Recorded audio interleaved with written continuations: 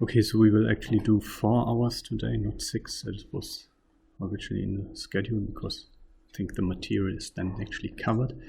And we might actually also, that depends on how fast we, meaning I, get through this,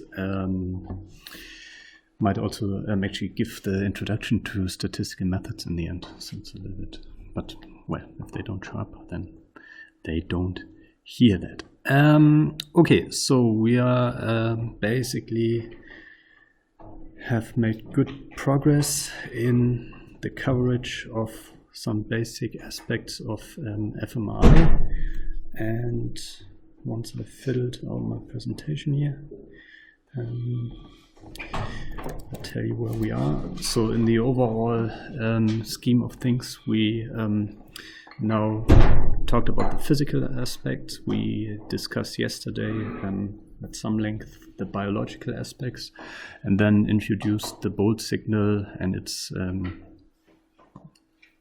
standard time course, if you want, as one thing that is of main interest to cognitive neuroscientists, because it's non-invasively measurable in human participants, and it has been shown to be very reliably evoked by, for example, visual stimuli. So if anything works in terms of fMRI and cognitive neuroscience, if you show a participant a visual stimulus, the visual cortex MR signal will go up. And the same for somatosensory cortex if you give somatosensory potential. So if you want to be very critical of the whole functional neuroimaging aspect, which is of course a good idea to be critical of things once one knows certain things. Not if you have no idea about anything, then it doesn't make sense to be critical of things. But if you have worked sometime in cognitive neuroimaging, functional neuroimaging, you will find that these basic effects of the bolt signal, they are actually reliable. They are real, like the event-related potentials in EEG. They are real. Whether your favorite results from some Nature paper from 2012 are highly reproducible, and whether these people actually still know where they saved all the data and where the code is, that's a different question, but it's not all bogus. So the fact that the bolt signal in visual cortex goes up if you present visual stimuli, that actually happens, and that happens reliably. I've reproduced it myself, and whatever I can reproduce, that's real. Good. And now, having talked about this, we want to talk today first a little bit about the kind of psychological or cognitive aim that fMRI can be used for. And basically discuss this idea of cognitive subtraction. So that's a big part of this section 5. And once we have done this, then discuss some basic aspects of fMRI data pre-processing, so that you basically next Monday are ready to start the statistical modeling of fMRI data, because you know all the pre-processing. So that's the plan. And we start with something on experimental design. And this section is essentially all about this cognitive subtraction thing. The other 2 things in terms of, or the other 3 things in terms of block designs, event-related designs, mixed designs, that's quite quick and just essentially refers to the temporal presentation of stimuli. So cognitive subtraction, that's very important. So cognitive subtraction is the basic use of fMRI in brain mapping or in cognitive neuroscience, and relates fairly closely to 2 principles of functional brain anatomy that are important to appreciate in this context. And these 2 principles of functional brain anatomy are commonly referred to as functional segregation and functional integration. So this nomenclature is a little bit Friston types or London inspired, but it's very useful, and of course it's not that that this was discovered in London. It's just that these specific terms are used there quite a lot. So what do these terms mean? So functional segregation, the idea is that there's a specialization of brain regions for particular cognitive functions. We will encounter the terms cognitive functions and cognitive processes in the following. And then you can, of course, ask, so what is a cognitive function? And I think it's not that easy actually to give definitions of that, because psychologists in general are not that keen often on giving definitions. But we all know certain cognitive functions, for example, working memory. So that you have something in working memory. I mean, you heard about that in cognitive psychology, and it's a cognitive process. Actually, if you heard about cognitive psychology, if you had any undergraduate general psychology, cognitive psychology, do you have a definition of a cognitive process on your mind, or a cognitive function? Or can you name other cognitive functions besides working memory?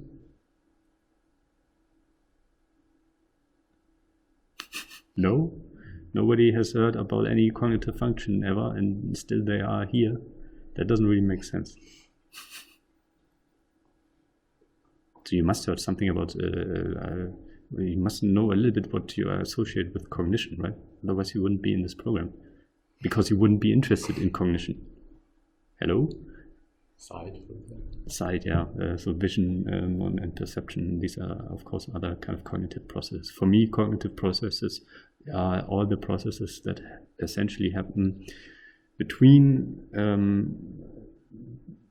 a visual stimulus appearing in the outside and then making a response to it. And of course, it's not necessary that a stimulus appears on the outside, but this is kind of then, if it does, then everything that is between an external stimulus creating some impression in your sensuous apparatus and you making an action in response to that, everything that happens in between, and apparently things happen in between, and of certain things you are conscious, of others you are not, and so on, but all the processes in between, that's what I think usually of as cognitive processes, whatever that then really means for the specific cognitive processes. Anyway, so functional, what I just wanted to say is that the definition of cognitive functions is not that easy. So functional segregation, meaning that there's a specialization of brain regions for particular cognitive functions, which is strongly, of course, inspired by this modularity view of cognitive science, so that there are different modules that carry out different functions, and they each has their function, and they are segregated in space. And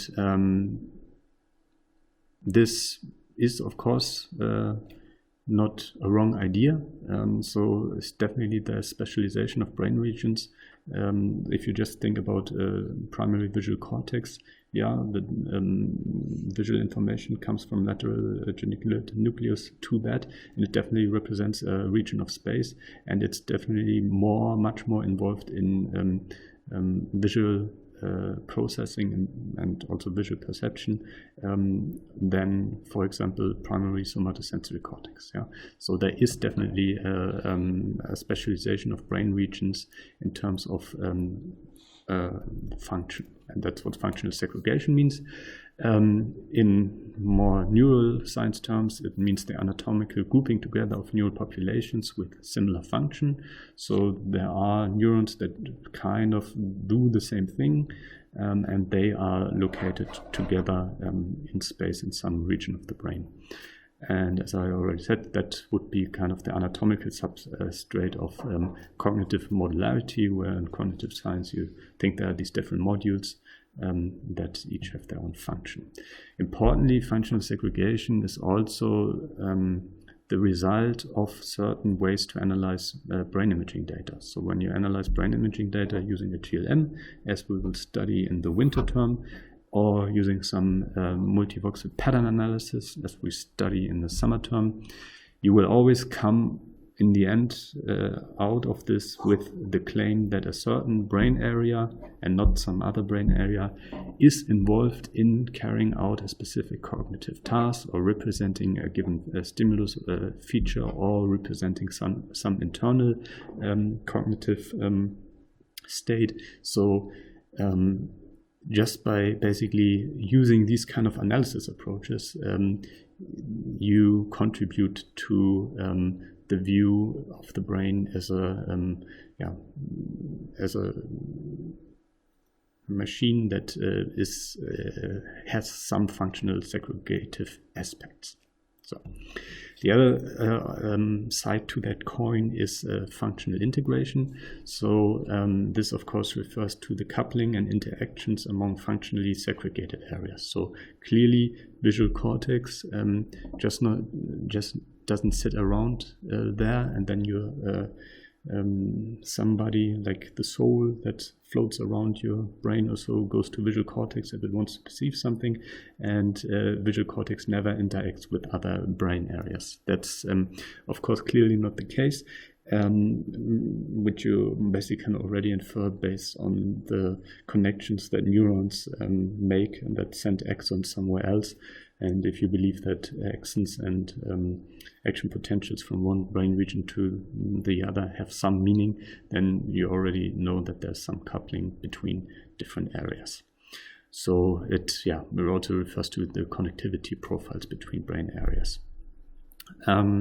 Importantly, if you analyze brain imaging data, the functional integrative processes are again the results of certain data analyses. So if you, for example, like resting state data and you like forming correlations between bold time series, then of course you imply that if there's a high correlation, so a high similarity of voxel MR signal time series over time, that this is some meaningful interaction. So based on doing resting state and connectivity studies, you of course contribute and think that different brain areas interact.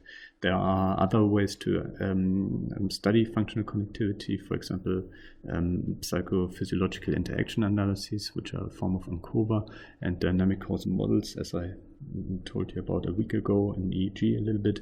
But again, these kind of methods are there to study functional connectivity. The inferences you make are then parameters that relate to the connectivity between areas, and hence they talk about functional integration. And now one thing, of course, also to appreciate is that functional segregation and functional integration are not mutually exclusive. So it's not that visual cortex or that the segregation of brain areas is one scientific view, and people who study the specialization of certain areas would not at all agree that, of course, these areas that they try to characterize, for example, the fusiform face area, that this is in no way interacting with other brain areas. Of course, they don't think that. So the same way, when you do integration studies and you try to figure out whether two brain areas interact and in which kind of dynamic way, for example, of course, you choose these brain areas because you think by themselves they have a specific form of specialization. And now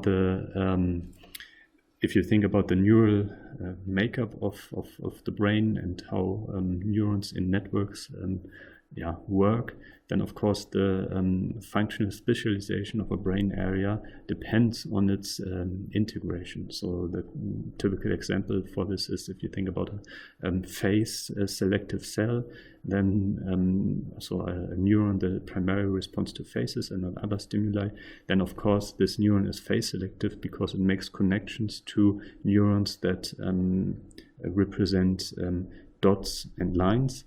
And again, these neurons, so basically these basic visual features, so like oriented lines and so on, arise in these neurons because they are related to certain other neurons that represent more basic visual features. So you cannot have actually functional specialization, so functional segregation, without a form of functional integration.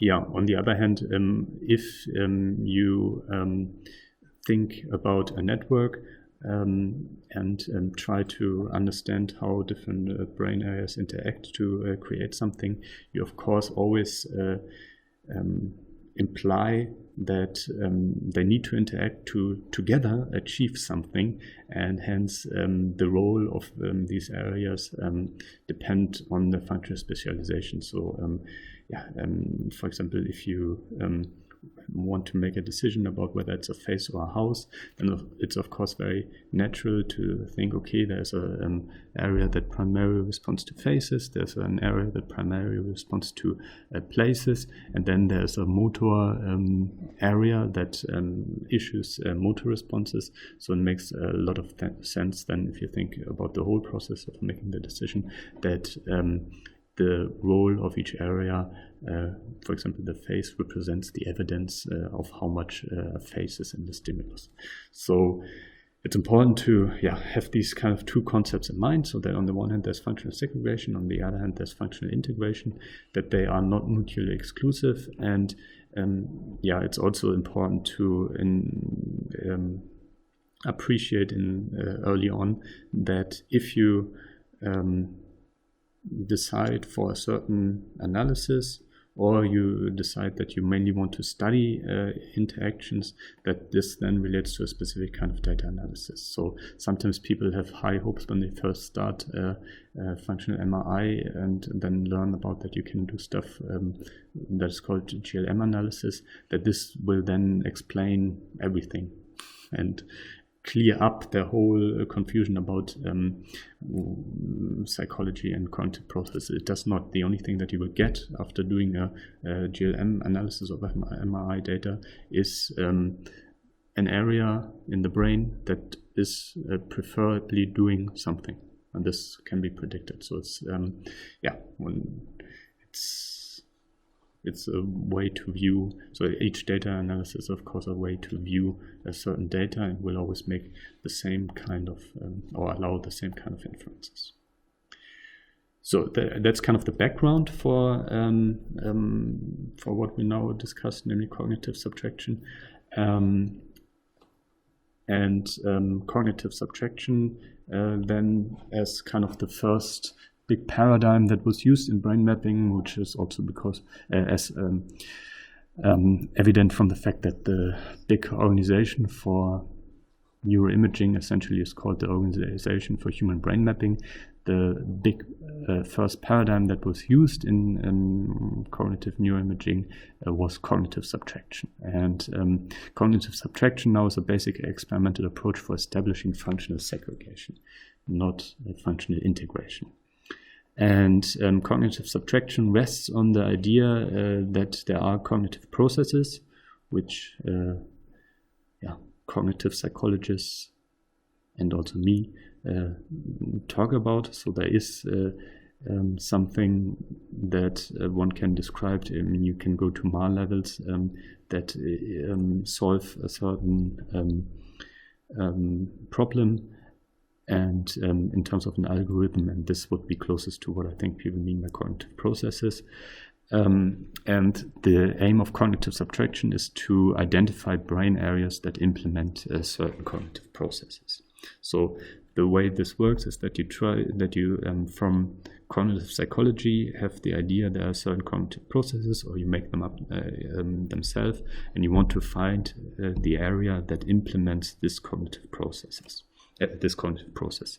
And if you want to do that, you have to make certain assumptions, one being the pure insertion assumption. So this means that if you add to a certain task the requirement for another cognitive process, that this does not change the involvement of all other cognitive processes, so that there are essentially no interactions between cognitive processes. And as I already mentioned, it requires that you think about, if you let human participants do a certain task, whatever that task is, that you think about which cognitive processes you actually think you tap into with your task. Yeah. Can you really say that there's no interaction between the cognitive process? No, that's the assumption. Okay. So, to make this more explicit in how this cognitive subtraction works, is as follows. So basically, this is kind of the kind of a semi-formalized way to think about what Rainer Goebel presented last Wednesday, or the Wednesday before last Wednesday, in terms of a contrast. I think that was always the term that was used there. So if you want to do a cognitive subtraction study, the first thing is that you have to design an experiment where you create a task and a control task, and you think about the task in such a way that a specific that this task comprises a number of cognitive processes plus a cognitive process of interest, and the control task then not involving this cognitive process of interest. So, for example, if this is if you're interested in the neural correlate of working memory, then of course you want to induce in your participant some form of working memory, and you might show them a stimulus. So you induce the cognitive process of visual perception. And you also might require them to make a motor response, so you induce the cognitive process of motor selection. Now, if you want to basically see which brain areas implement the cognitive process of working memory, you of course, to isolate the anatomical substrate of that, you of course need in your control task also a visual stimulus and action or a button press or a motor response, so that if you then measure the MR responses to the task and the control task, if you subtract the activity that you see, the only activity that survives is related to your cognitive process of interest. If you wouldn't have this control task and you wouldn't have a visual component and a motor component, then of course the activity that you would see would refer to all of these processes. So the second step, so that's the argument behind this. The second step is then, of course, that after you designed your experiment, the participants perform the task and the control task.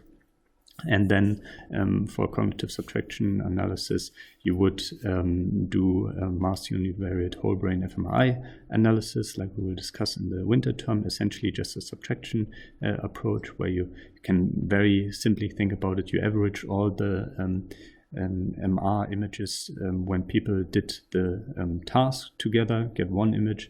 You average all the ones that were collected when people did the control task together, and you subtract the control task MRI image from the task MRI image. And then what survives would be the covariation of the bold signal or the MR signal with your cognitive process of interest.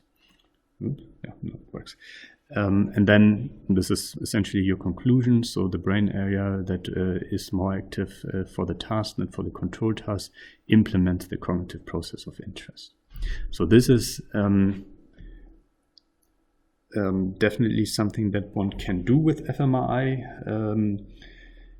It of course rests on first devoting or committing to the idea that there are cognitive processes, also committing to the idea that cognitive processes are implemented in functional segregated manner, and that you actually, and this is actually where all of this always falls short a little bit in actual fMRI research, that you commit to saying, okay, in this task, these cognitive processes are involved. So if you remember yesterday when we talked about this working memory task, they had control tasks and so on. But so this happens usually fairly implicit. So it often does not happen that people really say, okay, in this task, I think this cognitive process, and this cognitive process, so perception, working memory, and motor selection is active. And in this, it's only the visual perception and motor perception. And the reason why people don't make this explicit, of course, because then you can, this is debatable, right? So you can clearly say, yeah, maybe visual perception, but isn't also visual consciousness here active, and so on. And then, and this is, I think, why people shy away when they do these basic contrast studies from doing these task analyses. And it would be much better if people do these cognitive subtraction analysis, that they really make very explicit what they think their tasks and control tasks and what kind of cognitive processes are involved there. It's of course not easy, so this is an example. So if you are now interested in finding the area that is involved in face processing, you can of course show people human faces. But then, of course, you have many things that you could do for control tasks. So this, for example, shows a Fourier scrambled control stimulus. So that has the same kind of spatial frequency pattern as these, but clearly doesn't convey the information of a face. However, it also doesn't convey the information of being a real-world object. Yeah? So if you find a difference here, this could also be due to the fact that in one case you have real-world object processing, and here you have just, pattern, visual pattern processing. And hence you could also think about, you contrast faces with real-world objects. But then you can, of course, argue that, well, they have different basic visual features, so maybe their frequency, spatial frequency pattern is quite different from the faces. So maybe what we see in the control is just due to these frequency differences. And then, of course, it makes sense to, so this is fairly old school, but also very important work from the 90s.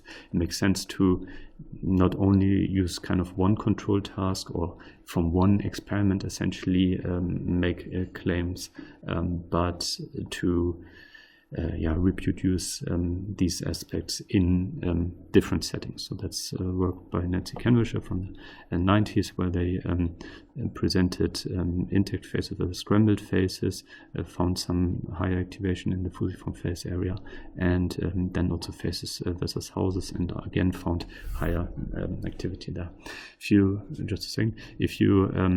If it's about the fusiform face area, one thing actually of note is that fusiform face area and Nancy Kenwisher always go together, but actually this is a rediscovery essentially of the fusiform face area, and the fusiform face area was already described by PET studies in the 80s.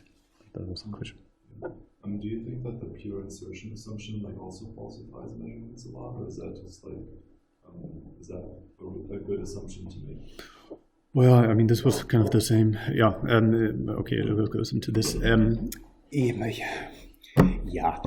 the pure insertion assumption is, so as long as you have this kind of very global description of processes, I think you can always claim that they don't interact, or you can also come up with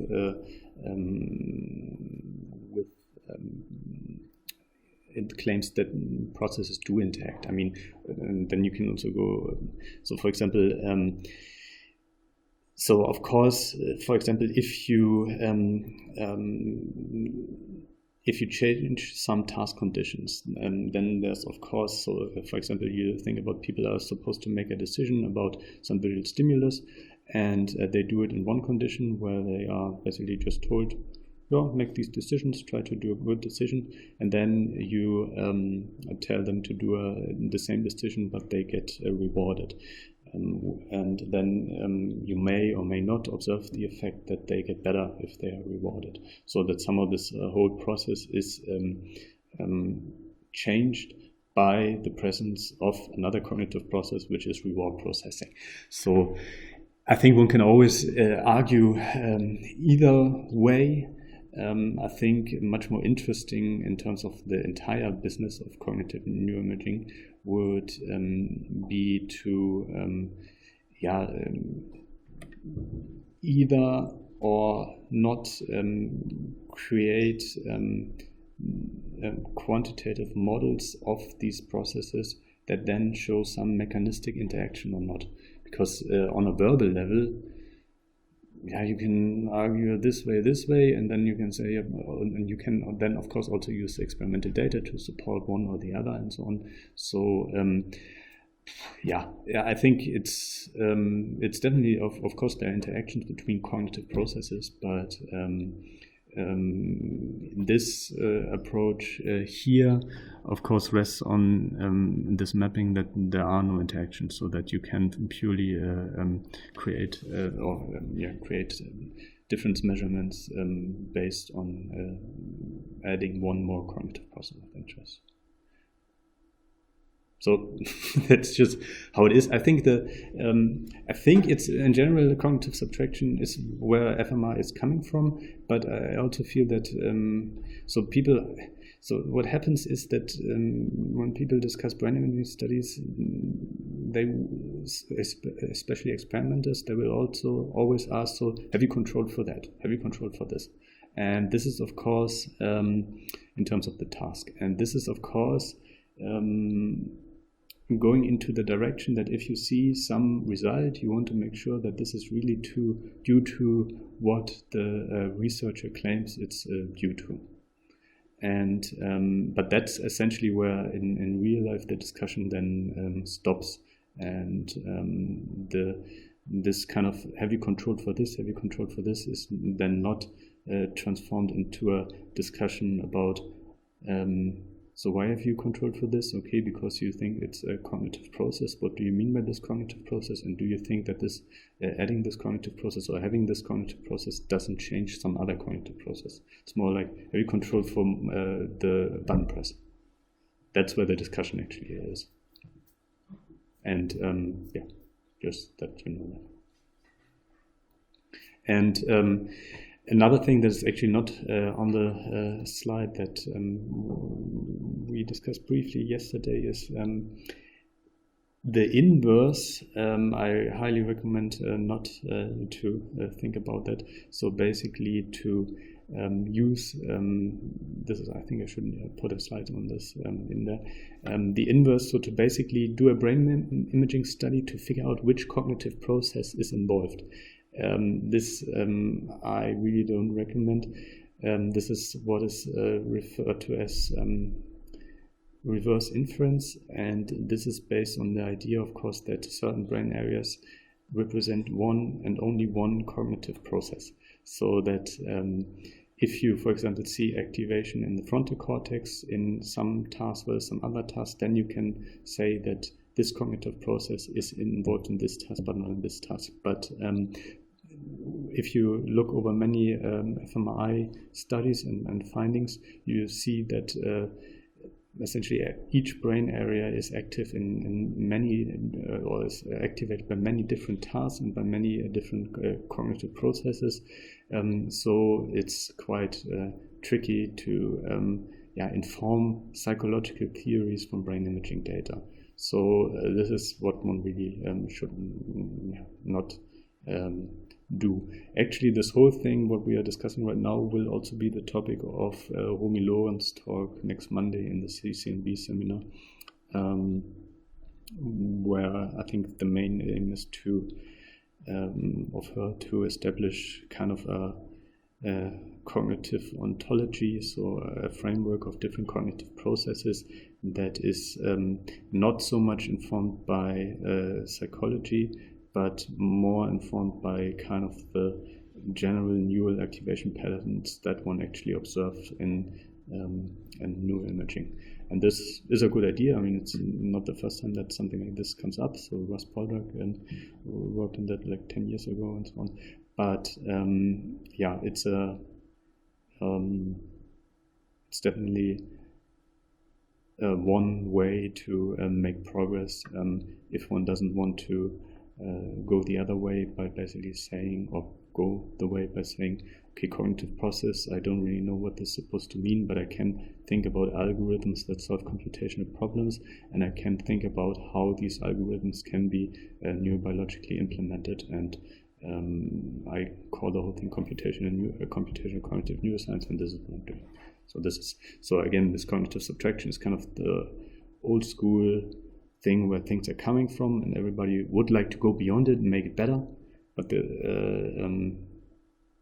it's also important to appreciate what this actually wants to do, and then decide in which way you want to make it better. So if you don't think that, if you don't like the pure insertion assumption, then of course you can study how cognitive processes interact.